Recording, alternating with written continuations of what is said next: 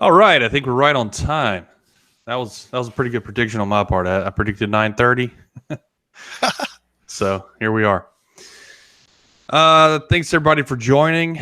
I already have a bunch of people in the chat, which is great. We're doing the after show for Chris and Jesse's conversation. I don't know what else to call it. It wasn't really a debate.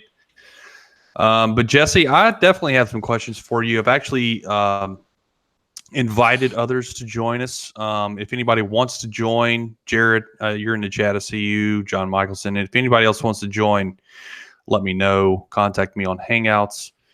I think it would be good for other people to ask questions. I definitely have some written down from the conversation. Jesse, what do you think? How do you think it went? The ending was surprising. I didn't think he would get. You know what? I guess it's your fault. I'm really surprised, Jesse. I'm like, why does he hate me? I don't even know the guy. Everything was going fine until you came up, and no, he's that. It kind of threw me. I could tell. I can get rattled easily like that, and I was surprised he went there like that. So, but that kind of goes back to my slide number, whatever, 5 on kindness. Like, why does it have to be that way? Why? I mean, I don't. That's my big question. What is the reason for the hate? It's hatred. I mean, let's face it. So I have my theory on that. My theory is that these guys, the flat Earth, this belief system that they have is really wrapped up into their personality. So when you attack the flat Earth, they take it personally, and I think that's where it comes from. They feel like they're being attacked personally whenever you say the Earth's not flat. Yeah, I agree. But the problem and the reason why I've been interested in speaking with him in particular, and actually any so-called surveyor, whether they're licensed or not, that doesn't matter to me. But if they practice or work for surveyors, I'm interested in talking to surveyors that believe the Earth is flat. And so he was the only one I could find or came across with the YouTube channel with him looking through basically the same instrument I have that I use. And it just made me very curious. How is it that you believe the Earth is flat when you have at your disposal the means to show you quite easily that it's not, or that it is? Let's face it. If the Earth is flat, make the measurements and show us that it is. And why, I can't get him to do that. He's not going to do it.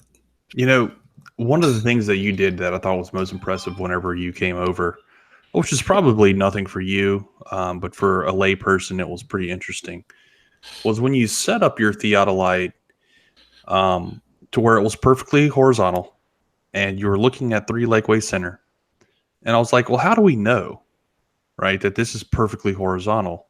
And you were like, here, let me show you. And you kind of panned the whole theodolite all the way around. Right, along the horizon. And the crosshairs just stayed right the same distance above the horizon the whole way around. Yeah. And then I thought to myself, so for me as a layperson, that's an impressive demonstration, right? It's something that you can tangibly see with your own eyes. And then I thought to myself while you were talking to Chris, why doesn't he do something like that? And then how does he explain it, right? Yeah. Well, he could easily go to the northeast corner of Colorado. There's a boundary marker there. He could set up his level there and look back at the city and look at the mountains, but that's not a picture he'll ever take. He's not going to show that. Right. Someone should.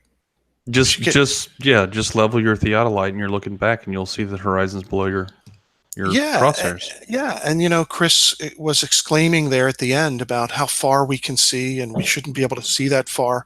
I think it's flipped around the other way. Why don't we see further? Well, there's always a reason. It's pollution and angular resolution and yada, yada. But the fact is, we don't see that far. We don't see really far. We don't see 1,000 miles. There's nowhere on this earth that you No. can look and see 1,000 miles. Right. You can't see 500 miles. There's just Right. no place. There's that. There is that. I became curious when I made a video a long time ago called "Flat Earth Curvature Confusion" or something like that, and I showed this place where a guy took pictures at sunset. I forget how far it was, but the point is it was only so far. Whatever it was, 300 miles. I don't know. I don't remember. But it's no further. And all this triangulation that has been done, the longest lines are about 195 miles, and that's it. In very special cases. So they have it backwards. You have to go and find a unique place where you can see these kinds of distances. Whereas if the Earth were flat, every time you came up on a hill, you should see, from Right. many hundreds of miles in all directions. Right. The unique observations would be something that looks like a globe. But instead what we see is globe, globe, globe, globe, globe, and then some random atmospheric condition which enables us to see something that kind of looks flat. Even in looming conditions though, Jesse, I've never seen something where you've seen shore to shore for 24 miles. Not I mean, happening. Yeah, it's not going to happen. not going to happen. But these spectacular one-off places are usually from one mountain to another. Right. So you've got the height and the ability to see really far. And if the atmosphere conditions are clear enough, you can see really far. Otherwise, you're not. You Right. know. I went up to Connecticut, looked at New York City from that beach about 50 miles away. Some days you can see New York City, and some days you can't. The day I went, you could almost see it, and I did see the Empire State Building and the World Trade Center, and I've got video of that. I haven't done anything with it yet, but it's there. So, and and across Lake Pontchartrain, same thing. Um, isn't it interesting though that they want to see it? We go and we record it and show it to them, and the what is it, cognitive dissonance, whatever, Right. there's it isn't curvature, it's anything but. It's perspective, it's just not curvature. They cannot accept it, which is weird. And that's why I thought, okay, go ahead, Chris, either take some measurements that you're already making, if you don't have the time to go and take it, if you don't have the time to go do this as a test for no other purpose than for doing this as a test, then just look at some of your own measurements. It's there. He's got a 1 second robotic total station, and I guarantee you, in 500 feet, he is detecting the inclination of the plumb line at both ends of the line. So he asked me, "What's the purpose of this test? What am I going to do it for?" Well, because you're going to find out that the plumb lines at each end of the line are inclined to one another by the same amount. So it's a rate. At 500 feet, you can go 1,000 feet. I don't know if I'm getting off of the point you had a question about, but No, I mean you're yeah. on track there. That's the thing, and if he's not willing to actually look at his own measurements and understand them for what they are, the geometry behind them, then you can't really help the guy. No. Unfortunately. And I try to say I couldn't put the words together. I'm not the most eloquent speaker, but especially if I get flustered. I was flustered by that. I like friendly relations. I don't like when things go haywire like that. But anyway, at the end, I was trying to speak to his fan base, and literally saying to them, "You don't know surveying." But here you have this guy saying he knows surveying, and he's been surveying as nearly as long as I have, and he proclaims the Earth is flat. But they would have no way of knowing that his test, the so-called test he did, shows me that he does not know how to operate his equipment. So, and he's satisfied with that test. He thinks that test showed us that there is no 8 inches times the mile squared. It's a flaw in the equipment, and I guess that the next thing to conclude is that all of these maps are wrong.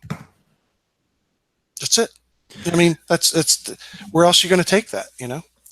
Yeah. So my question is, whenever he mentions that there's a flaw in the equipment, my question is, why is it always biased in a particular direction?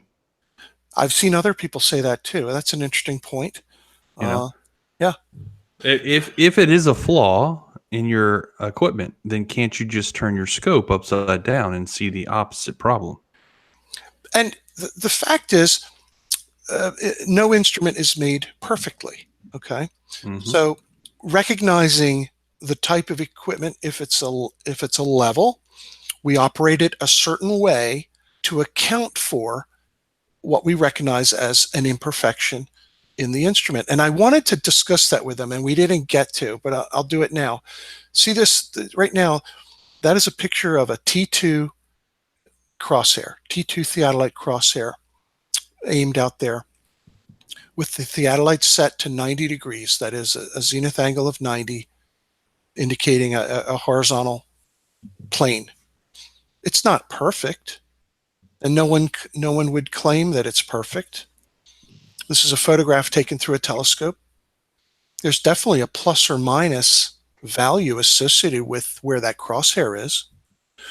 And if I were to plunge the scope and face it in the other direction and turn back on the building, the crosshair would appear just where you see it now. Right. But possibly over those 26 miles, it might be, I'm going to guess, 5 feet different. Right. Can you see 5 feet in, you know, 24.14 miles. yeah, Just you're not going to. Now, the other thing that people forget is that we made a lot of measurements that day. And you made some of those measurements soundly. Yep, I do. I could not see the red Hmm. light blinking, Yep. and you pointed at those, and we measured to the corners of the building. So we have zenith angles to the top of the building that correspond to the zenith angles measured on the same shore as the building, from when I triangulated the building.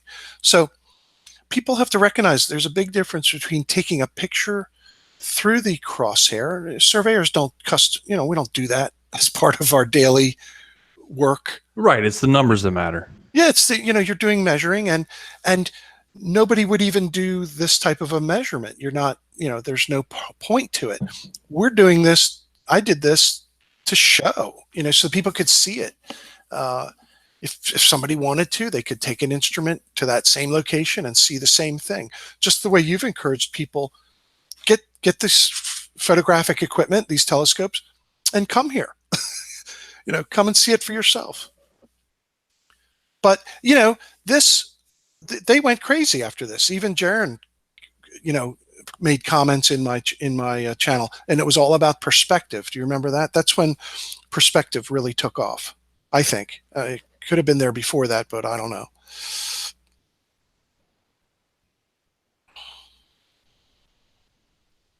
So the thing that I'd like to bring up, Jesse, is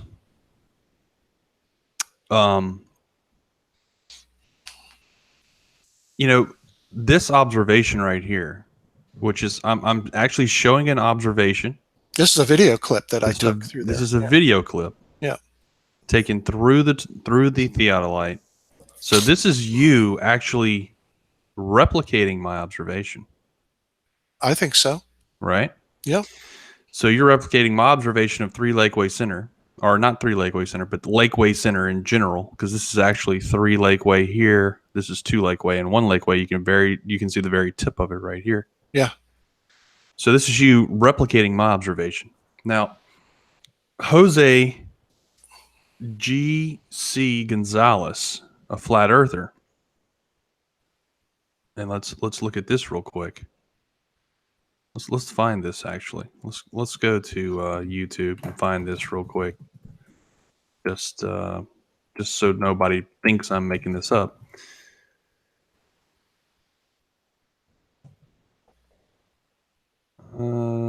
It's Jose Gonzalez, flat Earth. Let's see if I can find it that way. There he is. This is him here. Okay. Jose J.G. Gonzalez. Let's look at his videos. And where is it? Where is it? A while back. Here it is. You could even see it in the thumbnail. He's about to zoom in. Now, what equipment does he have here? I'm not sure the camera. It's like slightly less. It's pretty close to your theodolite, I think, as far as magnification power. But I mean, so he's here's using photographic equipment, right? Yeah. So right here is 3 Lakeway. Okay. Here's a flat earther now replicating the observation. And after he did this, he still maintains the Earth is flat, or did he? He was sitting on the fence. I think he's still kind of sitting on the fence. We'll see what happens with him. Let's see. I think he actually zooms in a little bit more here somewhere. Yeah, there we go. Okay, so that's pretty close to my observations. There's obviously like a reflection going on here, which is covering 2 Lakeway and 1 Lakeway. But just the huts. I mean, you look at the huts. I mean, the huts themselves are curving. Yeah, of course. Let's go to another flat earther here. Let's go to his name is Johnny Oops.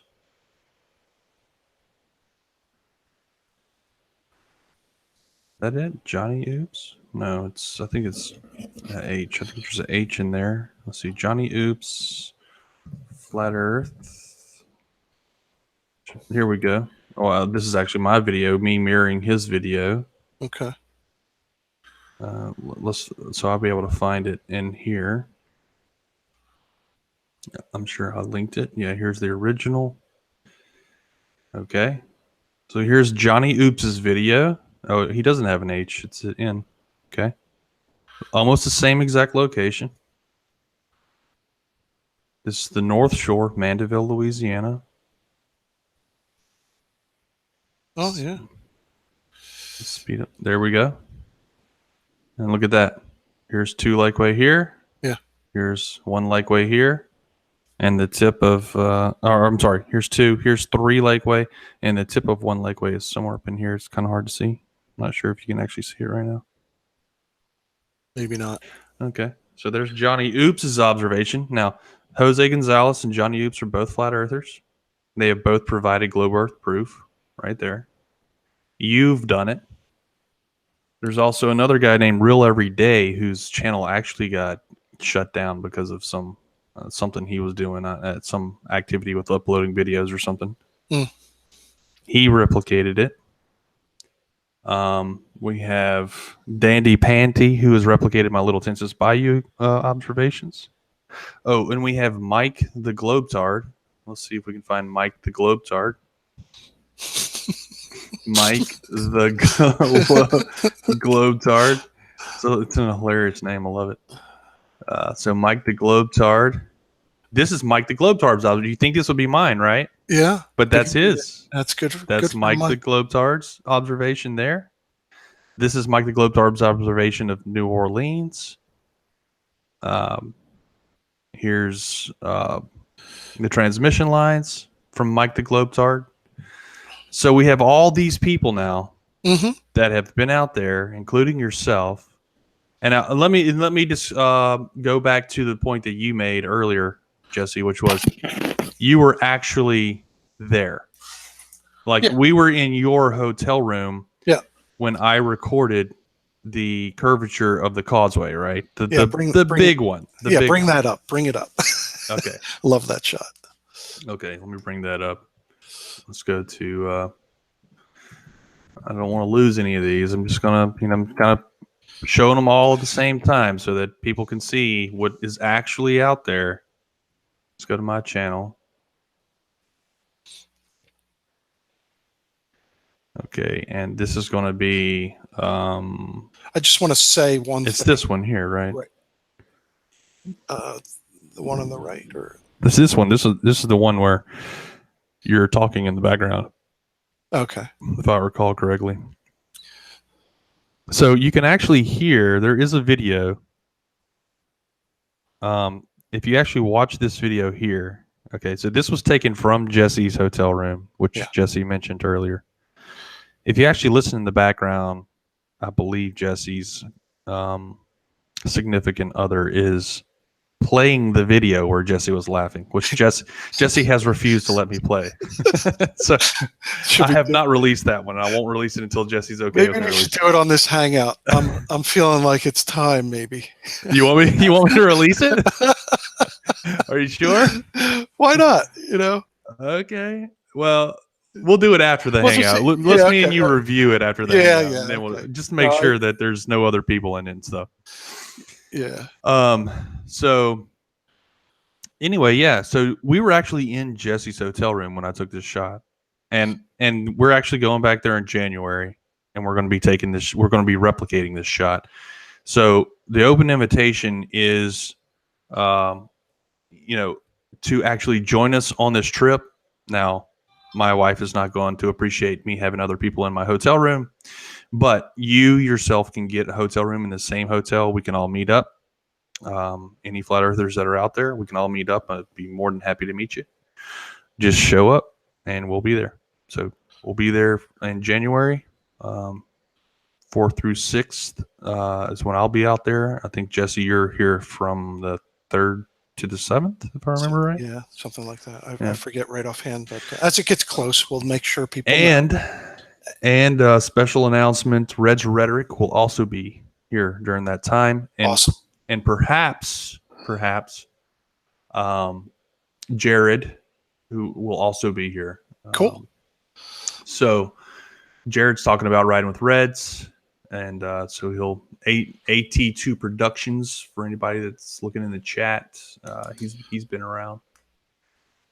So the cool thing about this is, we now are allowed to use GPS. Yes, let's go to that topic because you asked him directly, does GPS work? Yes. Okay. So what are the implications? What his answer was, yes, GPS does work. Yes. What are the implications of that? Well, the fact is that it's an excellent measuring tool. I can put the theodolite away now. I can just use GPS to do these tests and to do demonstrations and measure things. And what we're going to do in January, some people may have seen I already did this. I mounted the GPS on the vehicle and drove the causeway. And I have a good measurement of the bridge, the surface of the bridge. But it's every 1,400 feet. So it was cool. It's very useful, and I can use it. But what we're going to do in January is we're going to get very, very dense measuring of those humps. I can't wait to ride I can't wait for that, man. Humps. We're going to do the north. I only have the northbound lane side when I was there back in, when was I there? In December, right? Yeah, December. Yeah. So this time in January, we're going to go and do the northbound, and we're going to do the southbound, and we're going to do it, maybe every 10 to 25 feet, a nice dense frequency of shots, of locations. I'm also going to probably do it with 2 different types of equipment, 2 different brands. I want to do it with Trimble and with Carlson. Let's for our UK friendly people, let's say we're going to do this every 3 meters. Something like that. I'm trying to. One of them I can get operational up to 5 hertz, and if I drive 40 miles an hour, that'll be pretty dense. I'll be really happy with every 50 feet. Every what? Well, yeah. I mean, the 1,400 feet was already pretty dense. I mean, if we do every 50 feet, it's going to be awesome. Yeah, but what happened was we have 1 or 2 shots on the humps. Right, exactly. And you don't know exactly where you are at that point yet. This time we're going to have it so dense that you're going to have the It'll real trace shape. out the humps. That's right. So you'll have the real shape of the humps. Right. Now so there's this set of humps. That's actually 100 measurements over these humps because I think the humps are about a mile long, if I remember correctly. Okay. So, and if I can go nice and slow, it'll be even more dense. Yeah. So that's what we're aiming for. Now, is there another set of humps? I forget. Further out? Yeah. Okay. So there's actually let's look at this picture that's on the screen now. It's a pretty good uh, spot. Kind of tell you what's going on. So you can see right here on the very right side of the screen. Yeah. So this is actually the 4 mile marine hump. Okay. That's what they're called. So this is a marine hump. The bigger ones are called spans. So this is a Okay. marine span. Okay. And then if you go a little further down, this is the bascule, which is basically a marine span with a drawbridge on it. Okay. And then there's another. You can actually see a hump in between them. You see this hump here? Yeah. So this is a marine hump in between those two big Okay. ones. And then on the other side of this, there's another marine hump. There's one more marine hump on the other side of this bascule. So there's Okay. 1, 2, 3 marine humps and 2 big ones, marine span in the bascule. And just so people, yeah. So we're going to have the shape of this thing Right. down, like no problem. And I'm And really excited about the southbound lane too, because that's yeah, the straightest lane. that'll be great. And just so people listening understand, the technique I'll be using is called post-processed kinematic. Kinematic meaning you're moving. We're collecting raw data that gets processed afterward. So it's post-processed. And it's the same technique that is used for hydrographic surveying, where vessels are going out there doing bathymetry, doing depths. It's the same technique that's used in airborne photogrammetry, where aerial, whether it's a helicopter or airplane, is flying over a project, usually of large extent, and taking stereo photographs to make topographic maps from. And they have GPS on board as well. And they process that trajectory so that they know where the camera is, during the flight. So it's the exact same technique. So just to, give it some credibility. Well, yeah, that's the Yeah. thing. A lot of them say, "Well, you're just taking pictures. You're not taking measurements." Well, what what is a photograph if it's not photogrammetry? I mean, you can obviously measure things in this photograph right here. You can determine if they match up to reality or not. Oh, heck yeah. I mean, look what Walter Bislin has done with your photographs and other photographs. If you know the dimensions of something, you now have scale and you're able to do uh, some really good analysis. Oh, how about Chris saying he's done forensic analysis of your pictures? And, what did he say? Did you hear that? Did you hear when he said that? That he's done, yeah, photo forensics. Yeah, On your photographs, and yeah, that's why that's ridiculous. that's a That that, that's what they all do. They all use these terms, to try and convince their followers or whoever's listening to them that they know what they're talking about. But whenever you have multiple witnesses in the room looking at it, yes, like what in the raw form, while it's like on the computer monitor, not even taking a picture or not computer monitor, whenever it's on the camera monitor, right? yeah, Whenever they do that and you see it in the raw form, I'm not even taking a picture or recording a video yet. You're just looking at it on the monitor through the camera. exactly, Like, what what can you what can you say about that? It's yeah. obviously the authentic, Yeah. video. And they say trust your eyes, trust your senses. So you know I looked at it, I saw it, and then you recorded it, so Right. for other people to see. um, but I heard Chris mention Rhinex. I was glad to hear him say that. Oh, uh, look, Mike the Globetard's actually in the chat now. Sweet. Mike, I was just sharing your stuff, man.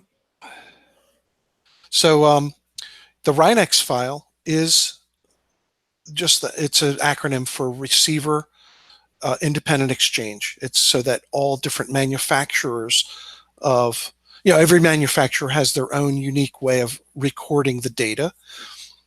And so if you're going to be using different equipment and you want to be able to process that data together, you need a way of doing that. And that's what Rhinex is a translation of their proprietary data format so that you can use different equipment. And it's an ASCII based file.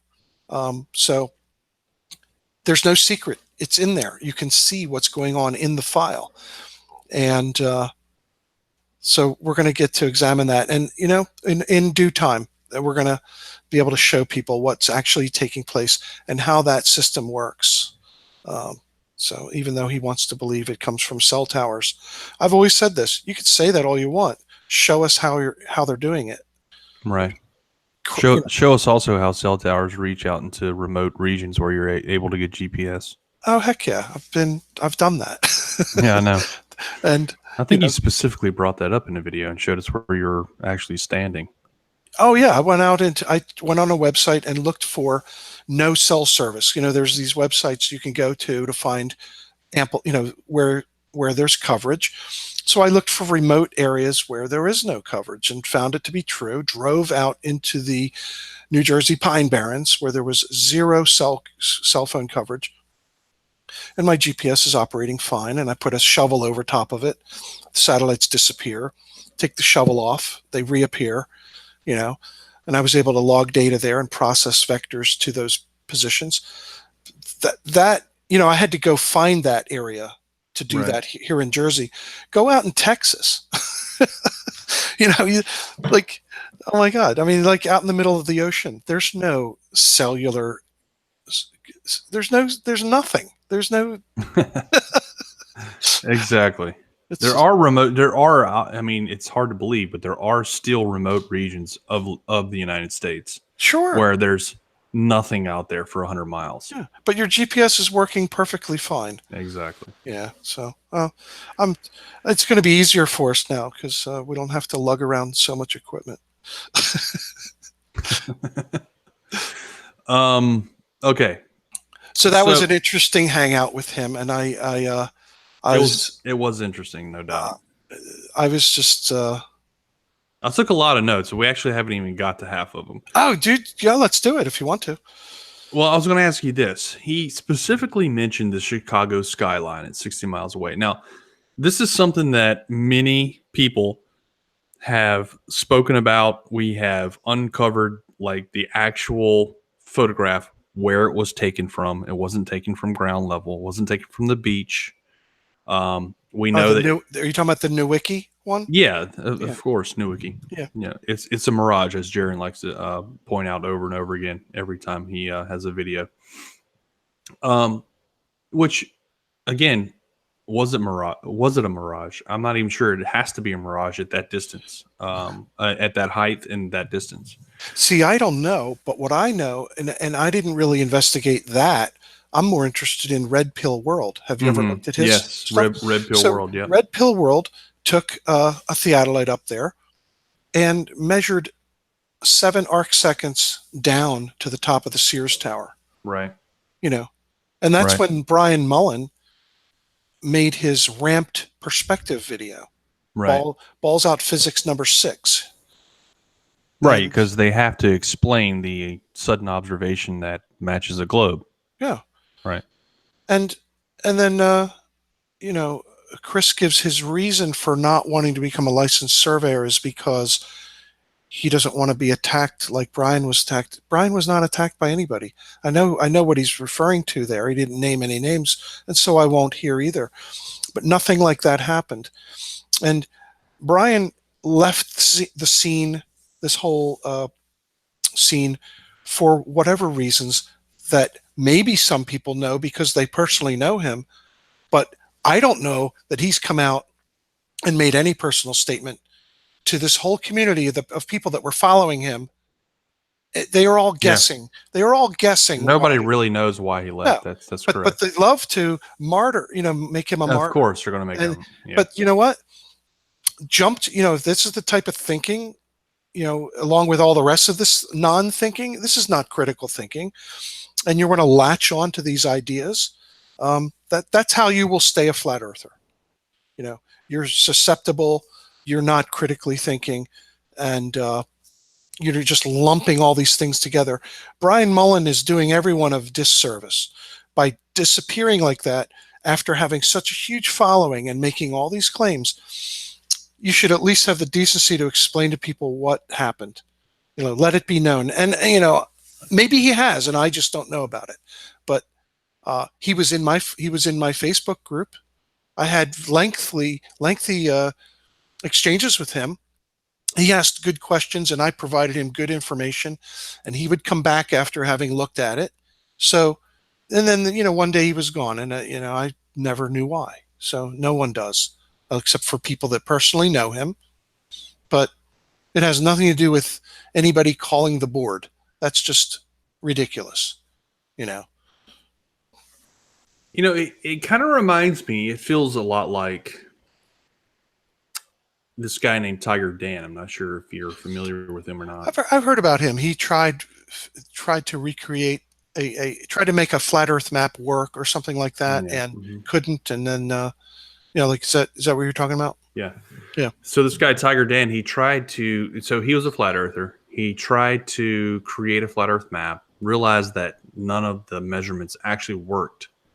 Actually converted to a globe earther, and pretty hard conversion too. It like happened fast. It's like bam. He was like, bam, this is obviously not flat. Okay. And then he started this series, which was like 10 reasons the Earth cannot be flat. And he did 1, 2, 3, 4, 5, and five, and 5 was his last video. 5 out of 10. Okay. And that's where it ended. Like he just disappeared. And what was happening during that entire time when he was creating those videos, 1, 2, 3, 4, 5, he was just being absolutely thrashed by the flat Earth community. Yeah. Like they were just all over him, like he was Satan incarnate. And I don't know whatever happened to the guy, but I really wish I could get in contact with him. So if anybody's out there that knows Tiger Dan, knows how I can get in contact with him, I would love to have Tiger Dan on for just an honest, friendly interview. That would be awesome. Just to understand, like, with his whole process, like what he went through to make that conversion. Because I think that's very important. I think it's important for us to understand how flat earthers wake up and realize that they're being lied to. It'd be interesting. The same applies to Brian Mullen. I mean, yeah, and that's did he do a Tiger Dan? That's the question. Did he actually come to the realization that it can't be flat? And now has he like backed away from the scene? And flat earthers are just saying, "Oh yeah, he's still a flat earther, but he can't do it anymore because of this." Are they making excuses for him, or did he actually convert over? That's and the other thing is, and if he did convert, if he actually changed his mind about flat Earth, and he saw how people are treated when that happens, I don't blame him for just disappearing. Exactly. Like why put yourself through that? Yeah. But you know what? Between him and Chris, Brian Mullen had a whole lot more going on, honestly. In his ability to, in my Facebook group, all of those threads are still back there. They are there. Anybody can look at them. Right. So I thought it was, and I was definitely interested in his force to line. He had this whole idea of doing a force to line test, and I think through our exchanges about how that would be possible to be done, because he was going to use total station, he was going to use surveying equipment, and think about it. You're going to create a curved. How are you going to make that thing straight? You will have to go through extraordinary processes and methods to ensure that that mechanism that you're building stays straight. And what comes to mind? LIGO. These LIGO facilities. Exactly. And I've linked that paper to people to look at. How did you make these tubes straight for 4 kilometers? Right. If you didn't go through that process, they would have been curved, and they couldn't have that. So, yeah, pretty cool. It was actually some precision groundwork and GPS. That's right. That's how they did it. Yep. Like they precisely aligned. graded. They precisely graded the land so that they could build a straight tube, not a level tube, but a straight tube. Well, certainly they graded the land, but then of course they made the concrete forms for the framework that held these tubes. All of that alignment was done extremely precisely, and and that's what they did. So it's interesting. Well, it is interesting. I'll tell you why I think it's the most interesting thing about it is you have these flat earthers that are all out there going, we're going to do these laser tests over 40 kilometers. Yeah. When you have, and of course you're going to have atmosphere being a problem in that situation, but when you have a 4 kilometer test that is in a pure vacuum tube, it's in a vacuum tube. There is no atmosphere. There's no refraction involved here. Right. And what do they have to do? They have to actually engineer the tube so that it accounts for the curvature of the Earth. Yeah. Otherwise, it wouldn't work. Counteract the effect of curvature to build it literally tangent. Exactly. So the most perfect laser test ever has been running since the early 2000s. Have you seen the latest science articles on this, that they're questioning the result? I've always said, it's interesting. I don't know if you want to go into this, but we don't have to. But no, I mean, I think it's interesting because I think a lot of people here that are on your side with flat Earth would probably flip flop on the electric universe stuff. So yeah, let's go into it. Let's talk about it. Yeah, no, not the electric universe stuff, but on the just whether or not they literally detected gravity whether or not they waves. detected it. Yeah, and and me and you are on different sides with that, but I appreciate your opinion on that. Go ahead. In that case, I'm an observer. I am not a PhD scientist. In this case, I'm someone who I enjoy looking at scientists debate these topics. Right. And I can't claim to understand all of it. It's just interesting that there is that conversation, or that there are those questions. So I'm not going to, in this hangout, represent that I know that it's this or that, but it interests me and I pay attention to it. Yeah. But you do see the same kind of treatment on both sides when someone, people get very personal about it, and I don't see that's. I'm not feeling that. I don't see a need for that. It gets very high school. It's like really petty. It's unnecessary. These are credentialed scientists, and they're reaching different conclusions. And to me, that's what science should be about: is keep asking. Don't. Why waste? I mean, that's how science evolves. I mean, that's how it should be, right? That's how the process works. You come up with a theory or a model. I mean, basically the same thing. That explains the world better than the current one. And when you do that, that's how science gets adopted. That's how it works. Yeah. As the theory gets refined, it can change over time if it's allowed. That's the thing. People. It's allowed. It is. No. It's changed over time. People lose their positions by not towing the line. I mean, these things happen. And look at what happened to Halton Arp and others. But that's again. I got in my own geodetic Facebook group. I would throw some things like that in there, and kind of I was stirring the pot in the wrong direction, basically, in that group. So someone encouraged me to just start a different group, and I did. So I have a different group called Science Unsettled, and it's I'm in that group. Yeah, I'm glad you're in there. I'm kind of the dissenting voice in that group. Yeah, and so when I share something in there, it's just what I came across, what interested me. I'm not sharing it there to debate people about it. It's like, look at it or don't. It's like, if anything, go to the comments section of that video and have your argument there with those people. That's the thing. I think that group is actually a very good group on how people can actually have a conversation on different sides of the fence. It should be, and it not turn into people hating each other or like despising each other. So that's what I like about that group, because there are people that believe that LIGO isn't detecting gravity waves. I of course believe they are detecting gravity waves, and we have debates in there about that. And those debates are like civil debates, and people don't. Like we could all go to the pub, drink a beer together and have the same debate and not end up killing each other at the end of the night. Absolutely. And why not? Because, in that conversation, you'll hear things that you didn't know. Right. And, and again, it's going to go, it's across the board, and it should be that way.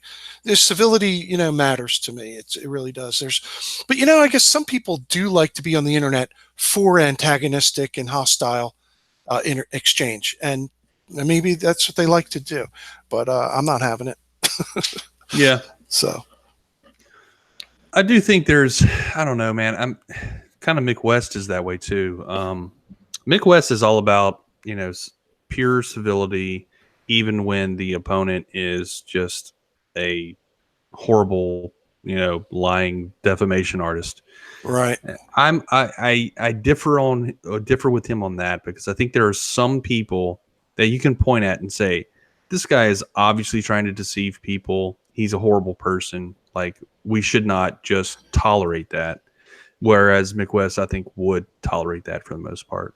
I think it takes great skill or some type of restraint, or you got to, I can be set off just as easily as someone else. So, Yeah. and I just, whatever. Did you have other things on your list from tonight's experience? Let's see. Not really. The only other, I mean, I had a couple more things, but I think the only one that's of any significance is when he admitted that GPS works. At that point, you have to ask, well, then why are the distances all wrong on a flat Earth model in the southern hemisphere? Because that's exactly what happens, right? If you look at the equidistant, the azimuthal equidistant projection. Yeah, exactly. Yeah, if you look at that projection, right, the southern hemisphere distances are way wrong. We can calculate distance between two GPS coordinates, and we know what the GPS coordinates are, even on that map, because you can see where the latitude and longitude are. Let me see if I can show you something real quick, if you have time for it. Or are you needing to get off soon, or can I show you this? No, we can go a couple more minutes. Fine. I just didn't want to make it too long for people. Yeah, that's fine. I've been preparing an answer or a response to a guy named Rayism. You know who I'm talking about? Yeah, I've actually heard that name. Yeah. He wants to do a test, or he's proposing a challenge in Myrtle Beach. Let me see if I can. I'll find this before I. Yeah, I'll give people some interesting things to look at while we're talking.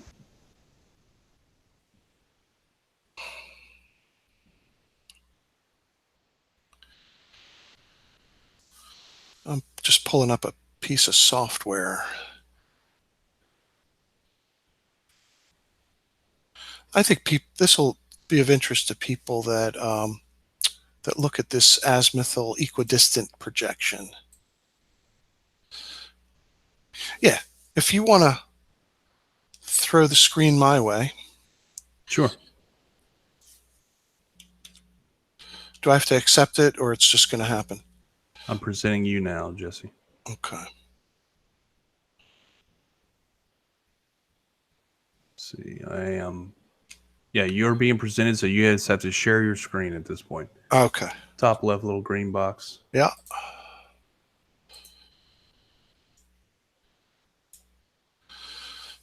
See this? Oh, what about that laughing video? Did you want to talk about that?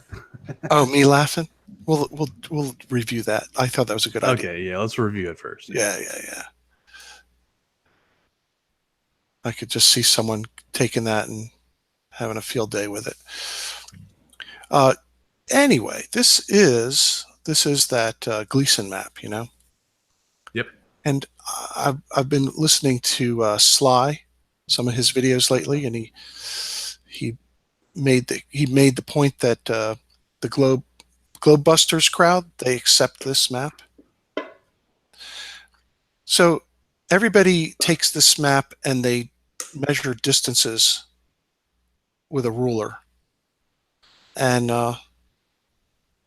they find that they're off. The fact is, why I don't understand why this is like slipping by their. Why is this not apparent to them that this is a projection? This is a map. It is literally is literally a projection of the globe. And it has math associated with it. Like in order to measure a distance on here, like if I'm going to measure like how long Greenland is, I can do that along the, let me back up. Yeah, north, south, right. Yeah, let me back up and explain what I've done here. I took this PDF file, high resolution PDF of this map, and georeferenced it in the azimuthal equidistant projection. So the distances along the meridian are correct. You know, like if I click on the North Pole and go down to the any equator, distance measured from the center point out yeah, will be correct. but That's watch how these equidistant maps work. But everyone's forgetting that these are, if I measure from Africa over to South America, you can't map. You well, can't measure across. Right. Look at that. That's a Yes. curved measurement. Yeah. And you can't do that with a ruler. Right. But it works. Right. So I made a video called, Flat Earth Map works perfectly fine. Because it does if you use it as it's intended to be. Uh-huh. And I can't do this. If you take a ruler and measure from here, But that curved line, here, it's important to point out that curved line is a great circle route. Well, the Great Circle route, Great Circle route has to include the center of the Earth through those points. That's true, and that's what's being measured here, and so that's why it's curving in this two-dimensional representation. If you want to see it in 3D, pick up a globe. The 3D model is a globe. This is a 2D squashed projection, and so it has distortion. Yes. So what I've done is all azimuthal equidistant maps have this same problem, the distortion. Yeah.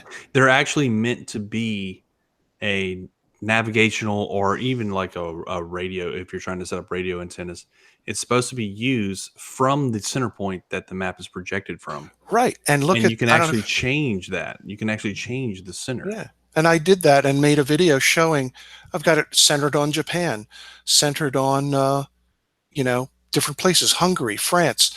And all you do is center the map at that location and it sprawls out just similarly. In fact, I got it flipped over. Yes. On the South Pole. How about that? Watch this. Now, before I do this, this is pretty cool. This is the Great Ice Wall. Yeah, the Great Ice Wall is now in the north. Yeah. So watch what happens when you take that map and just reproject it with the South Pole as the center.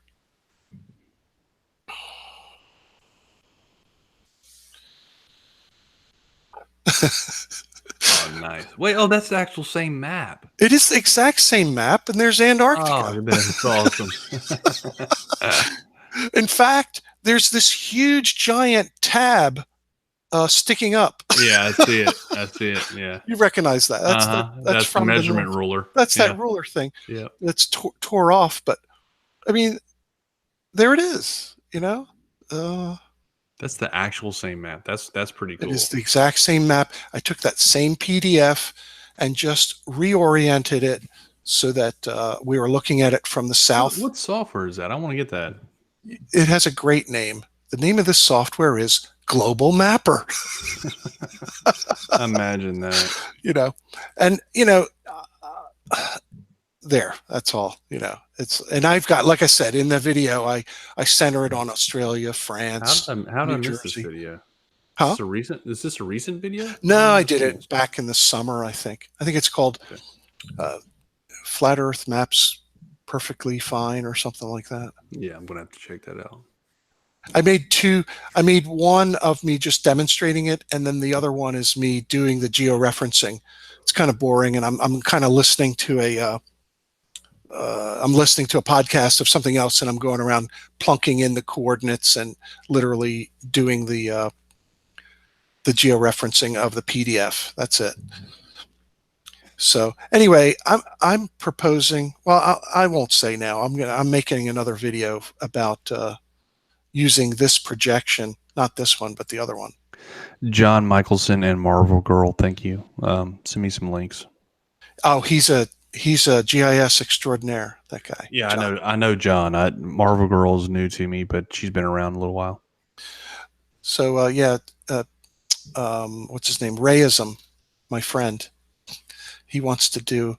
He's proposing a challenge to come down here and measure 60 miles along the Myrtle Beach, and I'm suggesting, okay, and we're going to use this as our map. We'll use this as our basis. You know. Yep, Yeah. absolutely. I'll show you one more thing, and then shout out to Tim Osmond in the chat. Let's see here. Yeah, Myrtle Beach. K for Uup. How do I say that? K. There's got to be an easy way to say this. K for Uup. K for Uup. I don't know how to say it. Is Larry Scott in the chat? Yes. Hey, Larry. Larry has been around. Dude, we have to see him earlier. We need to. We're going to get together at some point. Maybe early December. I'm thinking. I have to make plans with him, but we'll have to make a video of what we're going to do. It's going to involve solar azimuth observations. It's funny how Chris has never done that in his whole career. He's never measured azimuths. What are you talking about? How can you spend 30 years as a surveyor and not, learn to do that? And that's how we obtained our directions. I guess, he was working for the state highway department, so he was probably just using. It was good enough for government work. He was using the control provided, and that's fine. That's fine. But yeah, but the thing about it is if you're that interested in this whole topic and you have the skills as a surveyor, then why wouldn't you test that for yourself? To me, I would want to know. If I were him, and he swallowed this flat earth thing hook, line, and sinker, but he's not willing to take a second look at it. Like he meets this guy, Jesse, on YouTube and says, hey man, why don't you try this measurement? And he declares on the Hangout, I will never, he said literally, I will never believe that the earth is not flat. You'll never convince me. He was emphatic about it, Yeah. Well, that's what I was about to say. Up until that point, even in your previous conversations, yeah, it's been more of a conversation. And at that point, he pretty much just said, I am now closing my mind. I will not ever, ever listen to what you have to say that is convincing me that the earth is a globe. Right. But he just took away all his credibility as a so-called surveyor who believes the earth is flat, because he's telling you that I'm not going to do anything that will show me otherwise. No, I'm not willing to measure a 1,000 foot long line from both directions. Not going to do it. What's that going to prove to me? Oh, and I'm not going to bother to learn how to do an astronomic azimuth. To me, if I were a flat earther, if I was convinced that the earth was flat based upon measurements that I made that showed me, yes, indeed, by golly, we've been deceived. There's deception. The earth is flat. And now I'm going to show people, see how they do these solar azimuths? Here's where it's wrong. You have to do that. Right. If you don't do that, you have to do that. You have to. You have to open all these survey references and go, look, see this thing that they follow? Here's where it's wrong. You have to do it. If you don't do that, then you're just talking. You're just listening to somebody else. Well, and I don't do that. I make my own measurements. They don't like it. They don't like what I'm doing, but that's okay. So what I did here, you notice Myrtle Beach is really, really tiny on this map. I got to turn that measurement thing off. There. So, you can't even find Myrtle Beach. So I took some good old topographic maps, georeferenced them together, and now they are in the same coordinate system as the Gleason map. See what I'm doing here? Yeah. Cool, right? Mm-hmm. And here's, let's see, Myrtle Beach. Here's North Myrtle Beach.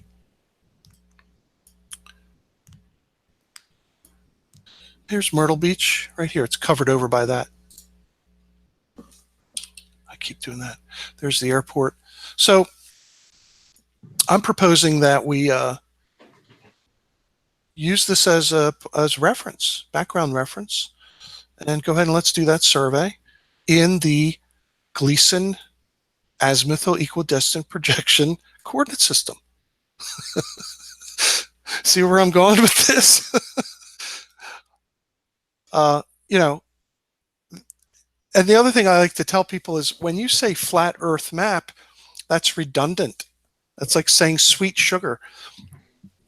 Maps are flat. You don't need to say flat Earth map. Maps are flat. The Earth is not.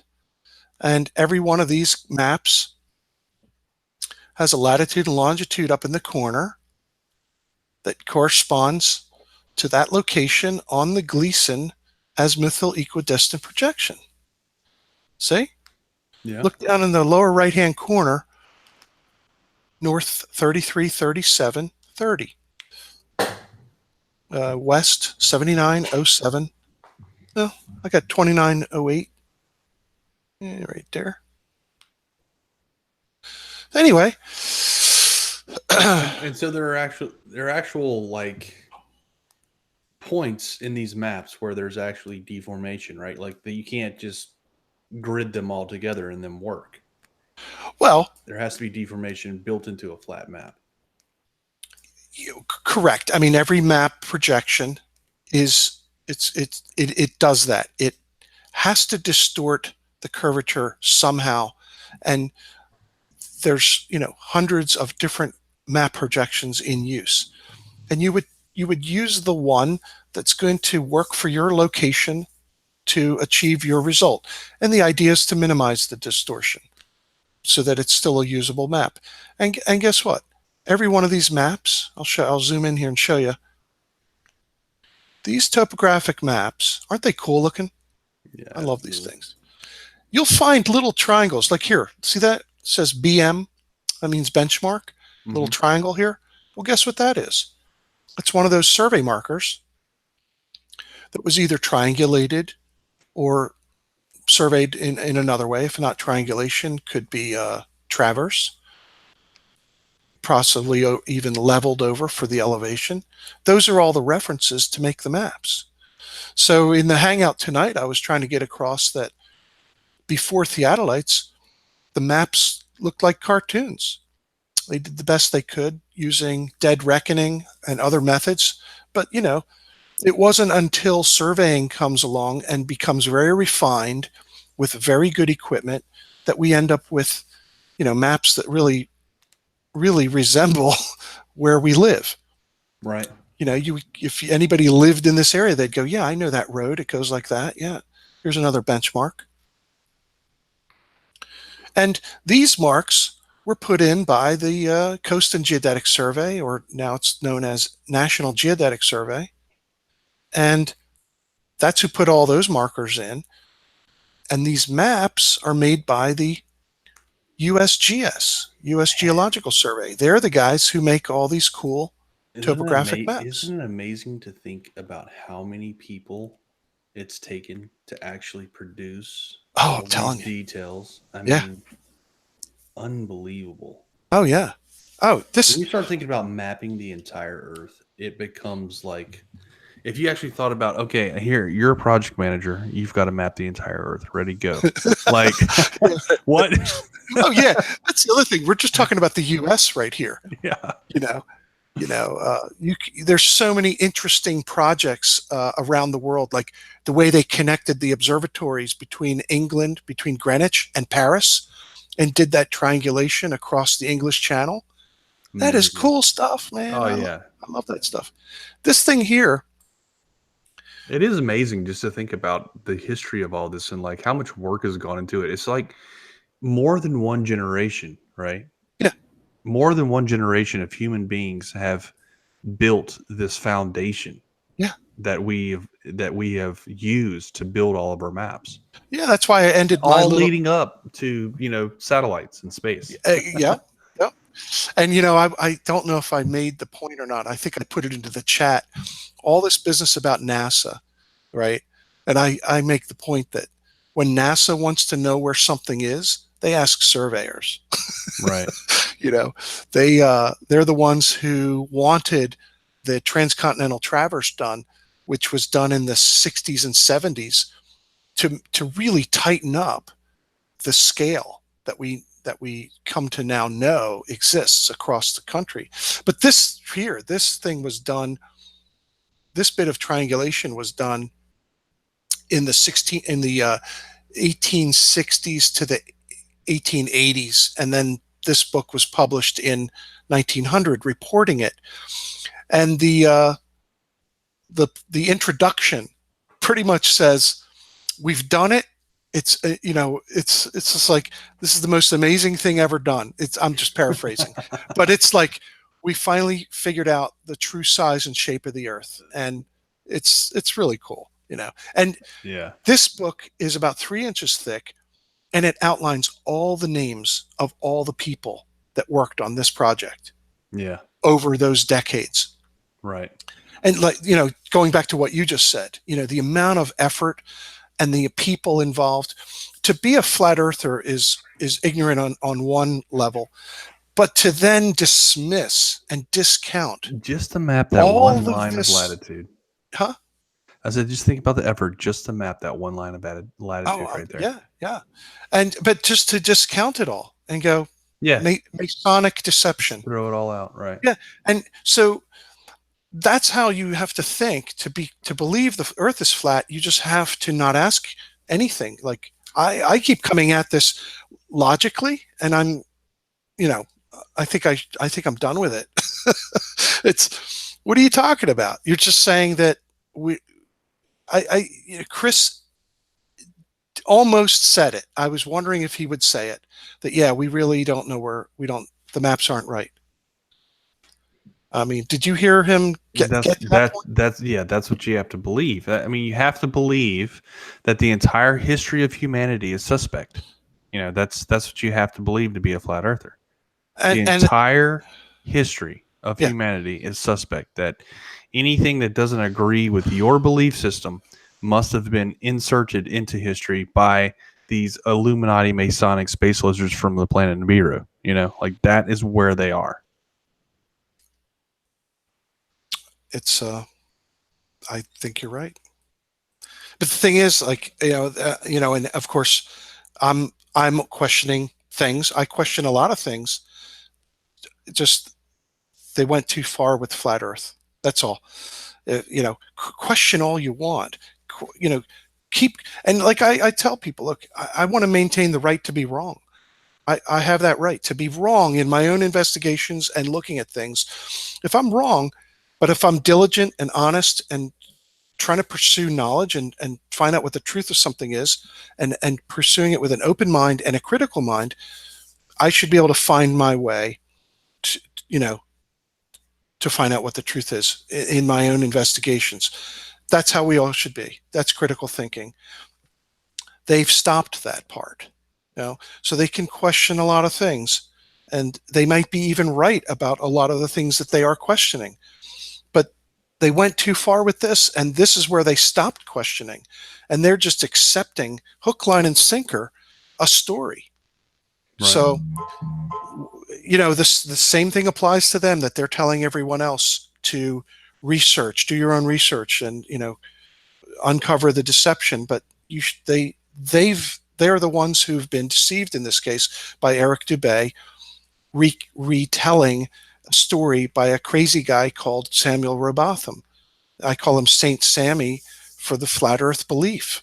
They worship that guy, and he's a charlatan and a liar. He's an out and out liar. His book is filled with lies. If Chris, who has the skill to do it, actually replicated some of the tests in that book, which I've done, the lake tests and all of these other tests that Robotham says proves the Earth is flat, actually proves that the Earth is a globe. And so when I go and do that, then the next thing is that I'm wrong because my telescope has a flaw in it. So yeah, you could go on and on with it. internal. What did he call it? Internal refraction inside the scope. Yeah, and that Crazy. and that leads to us falsely, perceiving that there's this 8 inches per mile squared curvature, and he can show that to himself that that's not true. He can prove it to himself. He won't do it. He pretty much told us tonight he won't do that. Amazing, right? It is. So at least I don't have to do that anymore. And I'm glad, the next thing we're doing is it's just going to be all GPS. I can't wait for you to drive across that bridge, man. Me neither. It's going to be awesome. We're going to do it twice or 3 times. We're going to make sure we get a good data set. And then I want to get that data set and I want to plot it on Google Earth. Oh, yeah. Make it very visual. Well, that's the thing. I think we did it in another hangout where I showed you it from the side. Yep. The flat, yeah, what did I call it?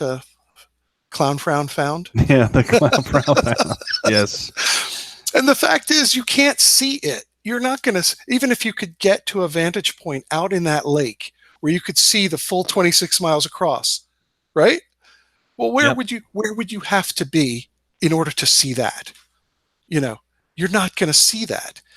And you're not going to see the 100 and so feet of curvature across that expanse. It's not visible. And so they first have to stop looking for something that is not able to be seen. So they're demanding to see something that cannot be seen.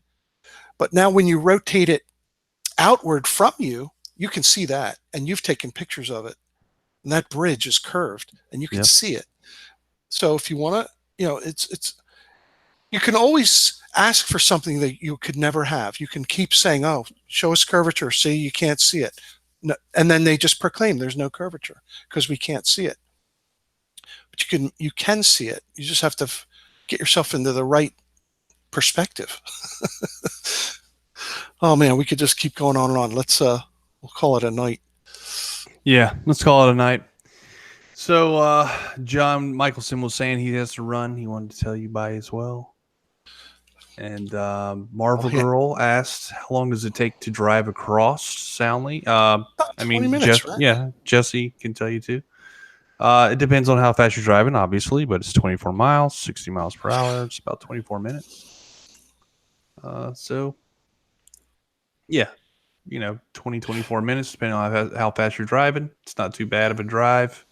It's actually a nice drive because it's fun to kind of watch as the city of New Orleans appears over the horizon. You can actually see that with your own eyes. Also, standing out there by the causeway, you can actually see the curvature with your eyes. It is less resolution. It is smaller, but it is obvious as well. You just have to be there. I've looked for other places. You would have to go to China to find something. It's still not 26 miles. They have that longest bridge, that water crossing bridge from Hong Kong to, no, where the heck is that? You know which one I'm talking about? Yes. Yeah. It still doesn't match this. No. So this is still the longest over water. It's the longest span over water. It's still currently. I think they actually are building one right now that's going to be longer. Oh, where? In China. Okay, another one. Okay. Because they just opened one in China, and it doesn't have 26-mile 24. spans. 24, rather. Yeah. And the other thing is the sections of those bridges I've looked at rise up, go down. Right. Right. It's not like this one that is built at the same height above the water all the way Exactly. across. That's unique. That's very unique. Yeah, the causeway is very unique. There's no doubt about it. I mean, especially the southbound lane. Southbound lane is in fact on a grade circle. You can draw it on Google Earth and see it for yourself. It That's follows a cool. grade circle route. It's perfect, like a perfect, almost perfectly straight for 24 miles. I guess they designed it that way. They Yeah, must have done that. they had to have said, okay, we're going to follow this grade circle route, and then just built it on top of that grade circle route. They had to have, like surveyed it for that. There's probably reports on it. We could probably delve into this all the way back from the inception of the idea to do it. Yeah. The design of it. It's probably all out there. So, by the way, Jesse, I wanted to tell you this, and I've been meaning to do it. We actually both should try and do it. Okay. Someone told me, and I can't remember who it was now, told me that they actually emailed the causeway. Yeah. They found the email. I'm not exactly sure where, but I have to look it up again. But they emailed the causeway and said, "Hey, I would like to have a pass to stop on the crossovers," and they actually got a pass to stop on the crossovers, so they can actually stop on the crossovers and take pictures or do whatever they need to do. Oh, the T2 comes. Yes. The T2's got to come. So we need to do that. We need to line that up. It's definitely a thing we need to do before January. Actually, we probably should start doing that now, because once December rolls around, that the public works kind of starts shutting down. Okay. So we need to start thinking about that So quickly. you just get a pass to be able to go into one of these apparently, yeah. crossovers. So you want to pick what? The middle one? Yeah. It would be nice to go right to the middle one and stop there and take pictures and do measurements. That'd be great. From that point, we can see back to the hotel, right? Yeah. To the Marriott? Yeah. You can see the Marriott. You can see New Orleans. Of course. I believe you can still see the other shore, like some of the buildings on the other shore, but it's maybe the water tower for sure you'll be able to see. Yeah. I'm not sure what else, but you can still see some stuff on the other shore. What I'd love to be able to do is get on the roof of the Marriott. Man, that would be amazing. Yeah, if you know anybody that can arrange that, that would be awesome. Let me try and call them again. See if there's a way to get up there.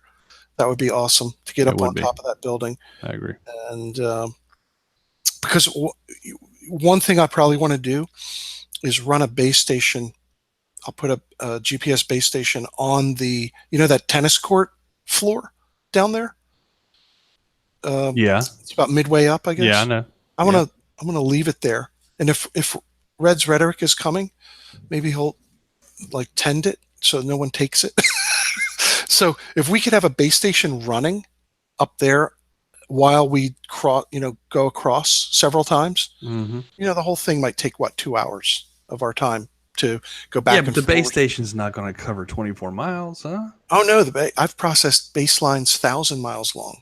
I've processed baselines across the country, from California. In fact, when I was in China, working in China, and when I was working in Peru, I had to bring in my own control. I had to process it to IGS station. So you mean you're like hopping from spot to spot?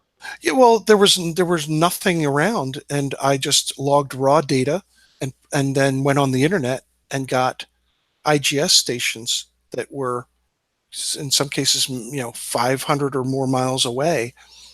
But with a nice long data set, when you log data for like 6, 8, or 12 hours, you're going to get enough common satellites between those that you can process very good positioning.